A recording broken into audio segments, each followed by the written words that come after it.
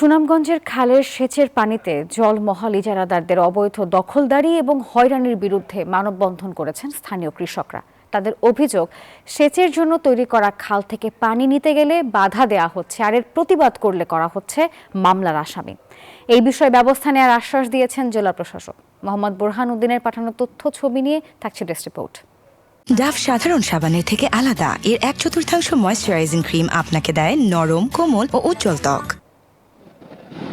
সুনামগঞ্জের খরচার হাওরের মাঝখানে ইজারাদারকৃত জলমহাল, এর পূর্ব দক্ষিণ দিকে আবাদের জন্য খনন করা হয় খাসিয়াখাড়া, যেখানে পানি জমিয়ে বোরো আবাদ করেন অন্তত 500 কৃষক।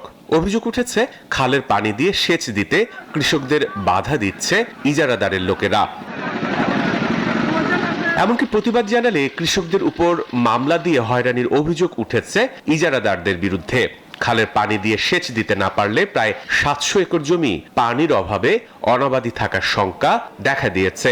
বুড়ো মৌসুমের টাইম, আমরা এখন কৃষিকাজ করব, পানি নিয়ে যে সংকটে আছি, এর জন্য আমরা খুব বেশি দুশ্চিন্তায় আছি। এটা আজ কয়েক বছর ধরে আমাদের এই ফসল ফলানির সমস্যা দেখা দিয়েছে। সমস্ত আবাদি জমিন অনাবাদ অবস্থায় পড়ে রয়েছে পানির অভাবে। ক্ষতিগ্রস্ত কৃষক হাওরের মাঝখানে খরচার হাওরের জলমাহালের সীমানা নির্ধারণ এবং তাদের উপর হওয়া মামলা প্রত্যাহারের দাবিতে মানববন্ধনও করেছে, কিন্তু কাজের কাজ কিছুই হয়নি।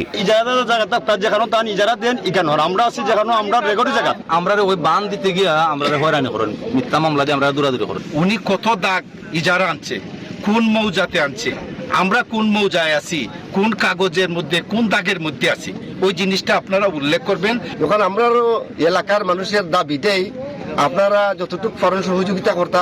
তবে বরাবরের মতো অভিযোগের বিষয়ে সরেজমিনে তদন্ত করে প্রয়োজনীয় ব্যবস্থা গ্রহণের আশ্বাস দিলেন জেলা প্রশাসক। উপজেলা নির্বাহী কর্মকর্তা সদরকে বলা হয়েছে যেন এই সমাধানটা নিরসন করা যায়, আর যদি সে নিরসন করতে না পারে আমরা উভয় পক্ষকে ডাকাবো। দ্রুত কৃষকের উপর ইজারাদারদের করা যাবতীয় মামলা প্রত্যাহার করে সমস্যা সমাধান করবে প্রশাসন, এমনটাই প্রত্যাশা ভুক্তভোগী চাষিদের।